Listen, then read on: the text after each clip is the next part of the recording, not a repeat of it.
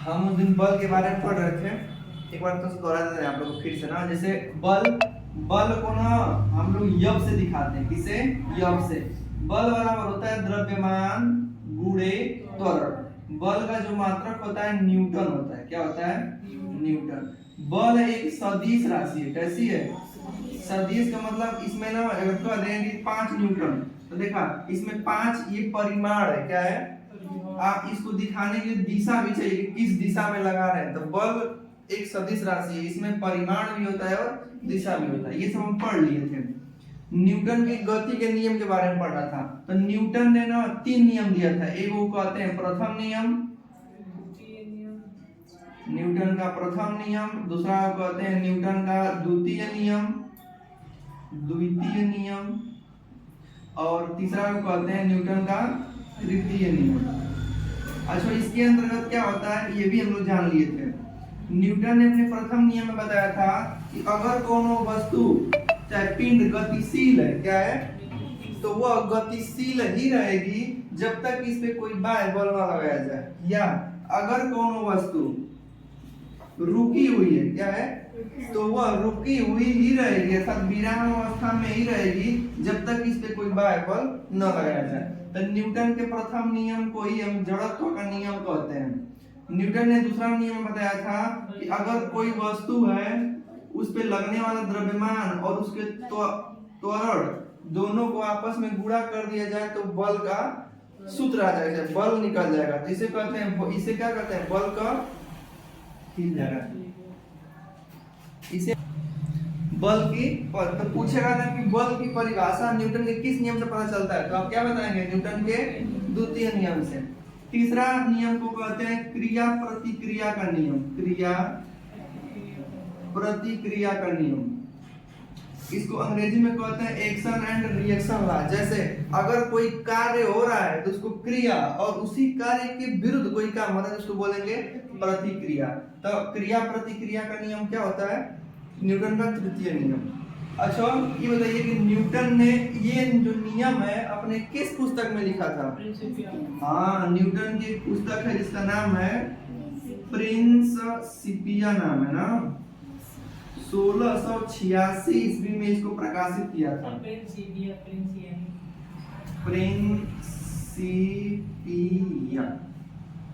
ठीक, 1686 ईस्वी में। तो इतना हम आपको बता दिए थे।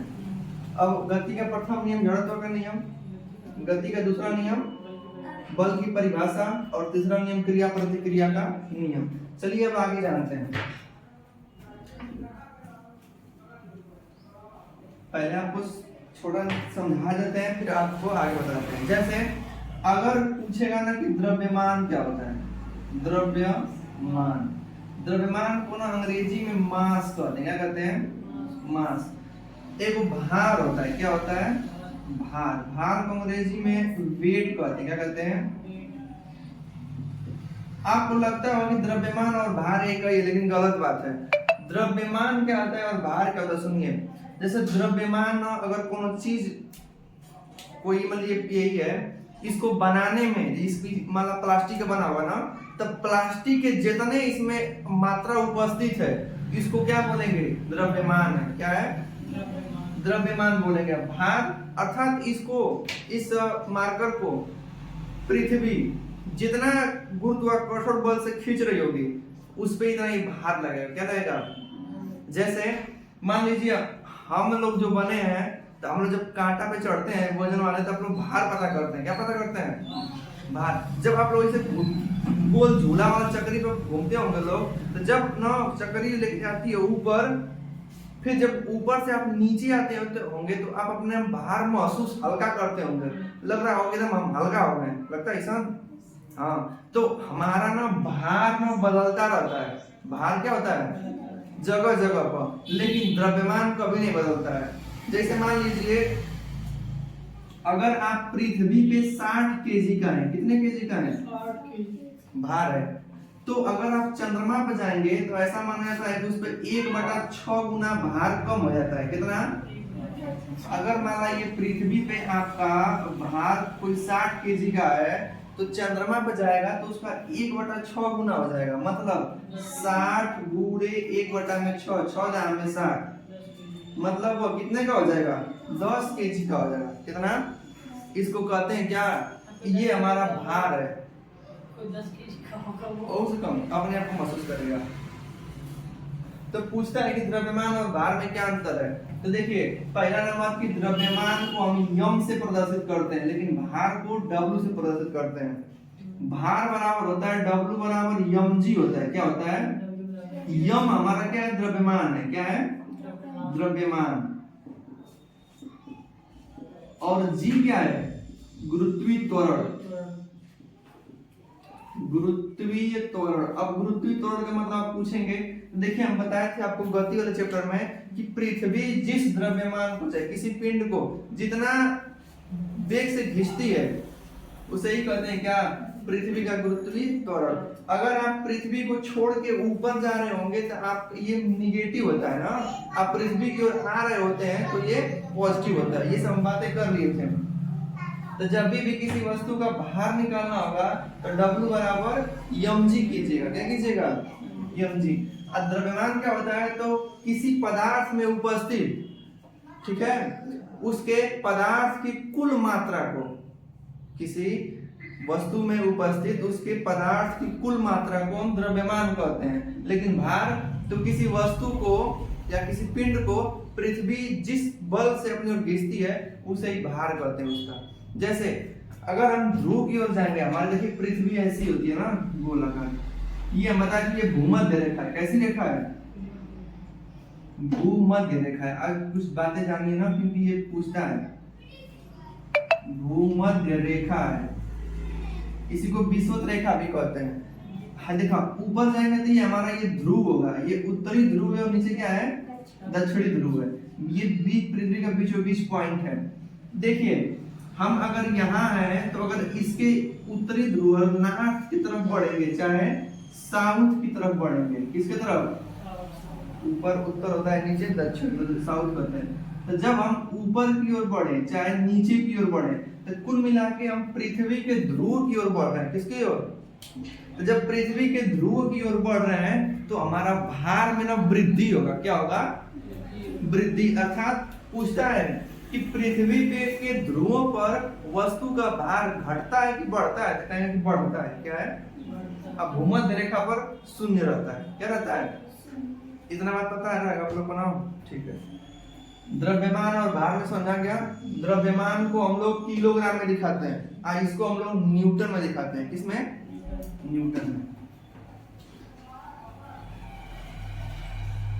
अब एक चीज पूछेगा, संवेग। क्या पूछेगा, संवेग।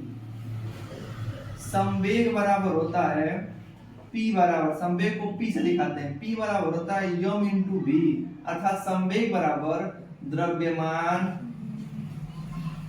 गुणे वेग, द्रव्यमान गुणे के वेग। देखा हम बताए थे कि v से वेग को दिखाते हैं, m से द्रव्यमान को दिखाते हैं।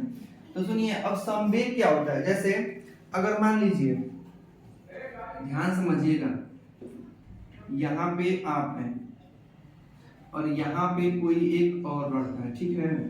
अगर ये एक छोटी सी वस्तु से आपको मारेगा, जैसे मान लीजिए कागज लीजिए, छोटा सा है, उससे आपको मारेगा तो आपको घाव चाहे बल का महसूस कम होगा ना।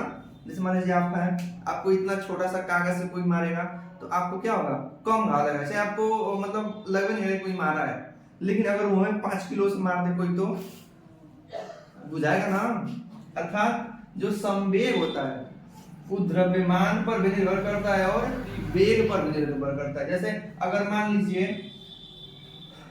आप कांच पे चाहे कहीं भी, जैसे मान लीजिए आप 2 केजी का कोई बॉल ले लें, कितना केजी का, 2 केजी का, और आपको एक दे दे 5 केजी का बॉल, ठीक है।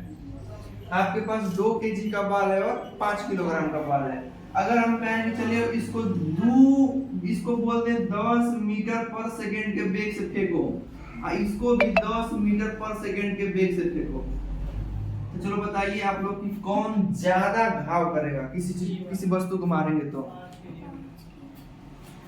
वेग समान है, क्या है, लेकिन हम देख रहे हैं कि इसका द्रव्यमान क्या है, अलग अलग है। तो ज्यादा हमको ये वाला प्रभावित करेगा 5 किलोग्राम, ठीक है, ये कम, ठीक। तो अर्थात जो संवेग होता है वो हमारे द्रव्यमान पर भी निर्भर करता है और वेग पर भी निर्भर करता है, ठीक ना। अब बताते हैं, देखा संवेग पूछेगा तो जो संवेग होता है बल परिवर्तन की दर को कहते हैं। मतलब द्रव्यमान पे से बताते हैं आपको, ये यहाँ से हम बल भी निकाल सकते हैं, दिखा देते हैं कैसे आएगा ना।